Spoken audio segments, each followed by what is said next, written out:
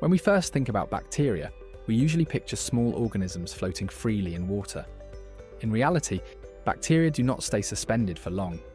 They seek out surfaces to attach to, such as the inside of pipes or the walls of a heat exchanger, especially in warm environments. Once they attach, they begin to produce a protective gel that keeps them in place and shields them from the flow of water and from chemical treatments. This gel-like layer is what we call biofilm. Biofilm is complex. It is made up of many different species of bacteria, all living together in a kind of ecosystem.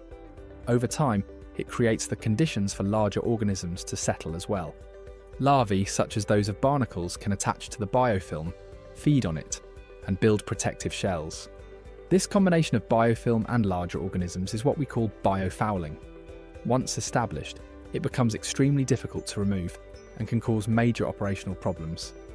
In short, bacteria form biofilm that protects them and leads to biofouling. Chemicals only clear the surface, so it quickly returns.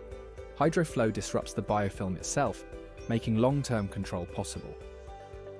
One of the most common ways of dealing with biofilm, or biofouling, is chemical dosing. This approach can work to a certain extent, but it has important limitations. Here is what usually happens. Bacteria in the water begin to form a biofilm on the pipe surface. When chemicals such as biocides are added, they kill the free-floating bacteria in the water and affect the upper layers of the biofilm. On the surface, it looks like the problem has been solved. But if you look more closely, the deeper layers of biofilm remain alive. The protective gel around the bacteria acts as a shield, and even the dead cells above them provide cover. As a result, only the top layer is removed while the bacteria at the base continue to survive. This means the biofilm is still present, and bacterial contamination can quickly return to its previous level. In practice, many operators see exactly this pattern. They dose with chemicals, the system looks clean, but within a short time the bacteria come back just as strong as before. With HydroFLOW, we take a different approach. The unit applies an electric field that passes through the pipe and into the water. This field influences the behaviour of bacteria and biofilm.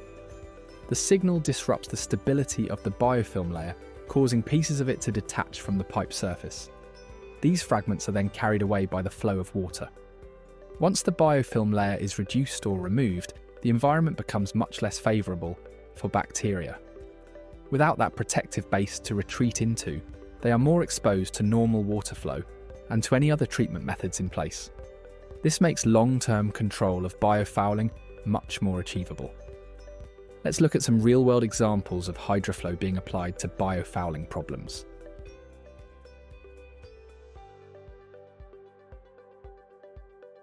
The first case was at a meat factory, on the inlet line to a steam boiler. This area was not at full steam temperature, but it was warm enough to encourage microbial growth.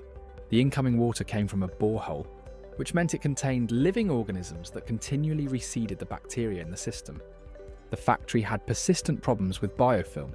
Chemical dosing would temporarily reduce it, but the bacteria quickly returned. This was exactly the situation we described earlier. Chemicals killing the surface layer, while deeper layers of biofilm remained alive and able to re-establish. HydroFLOW was installed, and within 3 months the biofilm had detached and disappeared. Without that protective layer, bacteria no longer had a base to regrow from. The result was a sustained improvement and a system that remained clean. The second example was a hotel with recurring problems from Legionella bacteria. High levels of Legionella in public buildings are a serious concern, and the hotel was relying on chemical treatment or thermal shock with very hot water to keep it under control. These methods worked temporarily, but the bacteria always came back quickly. After HydroFLOW was installed, the pattern changed. As expected, there was an initial spike in measured bacteria levels.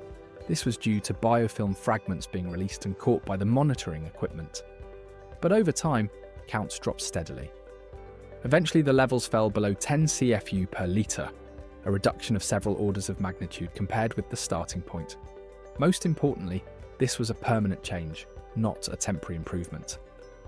The third case study we want to show you is at a power station using seawater for cooling. In this type of system, biofouling is a very common problem. Biofilm reduces efficiency, increases maintenance and requires heavy chemical dosing to keep under control. With HydroFLOW installed, the plant was able to reduce chemical dosage by 20%. The biofilm layer was visibly removed and heat transfer efficiency improved.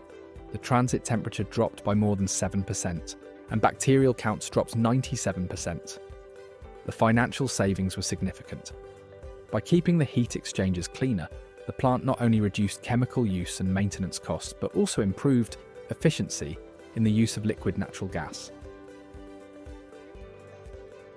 That brings us to the end of this training on biofouling. HydroFLOW reduces bacterial load by breaking down and removing biofilm. It is not a complete sterilizer, and it will not turn contaminated water into drinking water. The treatment is designed for systems where biofouling is a persistent issue. In applications such as hotels, hospitals, nursing homes, and residential buildings, it can also play an important role in reducing the risk of Legionella while keeping pipes free of scale and biofouling. It works particularly well in recirculating systems and on heat exchangers, where biofilm can block heat transfer and cause major efficiency losses. If you have any questions, get in touch. Otherwise, thanks for watching.